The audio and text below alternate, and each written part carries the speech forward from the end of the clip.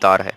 तो यहाँ पे दोस्तों आप देख सकते हैं कि इसके अंदर 3 पटरियाँ बनी हुई हैं, 3 जो है वो टर्मिनल बने हुए हैं और हमने जो चीज़ें कनेक्ट करनी है वो 2 हैं। एक तो हमारे पास इस तरह की ये इंडिकेशन लाइट होती है, इसको भी हमने बीच में लगाना होता है और साथ में हमारे पास ये 2 टर्मिनल होंगे तार के जो हमने लगाने हैं। तो अब ये 4 चीज़ें इन 3 टर्मिनल्स के ऊपर कैसे लगेंगी चलिए समझ लेते हैं। तो सबसे पहला काम तो ये करना है कि ये जो रबड़ लगी होती है इस तार के साथ, तो इस तार को इस रबड़ में से गुजार लेते हैं।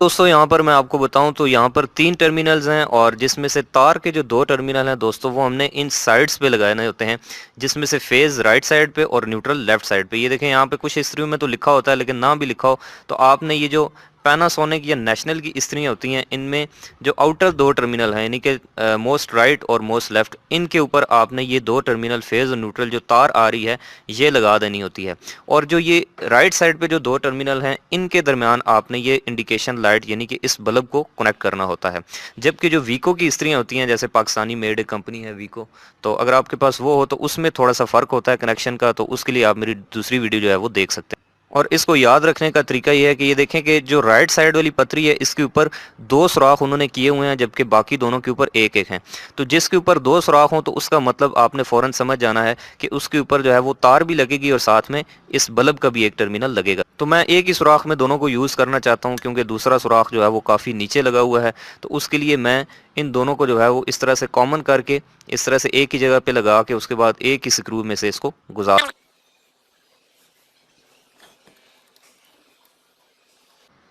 दोस्तों मैं बताता हूँ आपको वो मिस्टेक, वो गलती जिसकी वजह से यहाँ पे स्पार्क होता है, शॉर्ट सर्किट होता है, हर दूसरे दिन जो है वो तार जल जाती है, यहाँ पर आग लग जाती है। वो ये है कि जब भी आप इस स्क्रू को टाइट करते हैं तो इस तार का ये जो 7 पतरी है इसका रुख जो है वो इस एक साइड पे मोड़ देते हैं। यानी कि कहने का मतलब ये है कि ये दोनों पतरियां जब आपस में इस तरह से टाइट हो जाएं कि इनके दरमियान में डिस्टेंस बहुत कम हो, गैप बहुत कम हो, तो फिर जो है वो इस्त्री जब आप उठा के जो है यूज़ कर रहे होते हैं तो उस तरह से उन दोनों के दरमियान शॉर्ट सर्किट होने का चांस मौजूद रहता है। तो जब भी आप इसको टाइट करें आप इसको बिल्कुल अपोजिट साइड में दूसरी साइड पे करके अब जो है वो यहाँ से इसको टाइट करें ताकि ये बिल्कुल दूर हो, इसको यहाँ से इधर जो है वो टच करने का कोई चांस ना हो। देख सकते हैं कि एक तार का टर्मिनल और एक बल्ब का टर्मिनल दोनों को मैंने इस साइड वाली पतरी के ऊपर कॉमन कर दिया है। अब इस इंडिकेशन लाइट का जो दूसरा टर्मिनल है ये वाला, ये हम इस सेंटर वाले टर्मिनल के ऊपर लगाकर टाइट करेंगे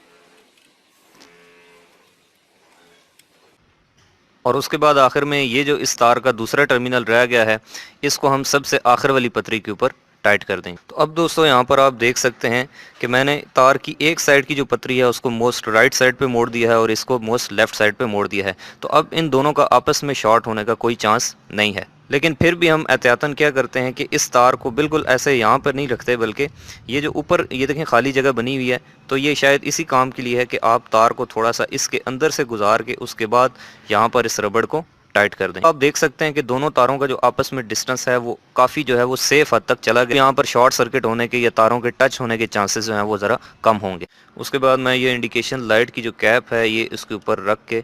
इस इस्त्री को यहाँ से बंद कर देता हूँ और उसके बाद से इसका ये जो ढकना है ये लगा के आपको इस्त्री को चला के चेक कराता हूँ कि क्या ये चल रही है या फिर नहीं।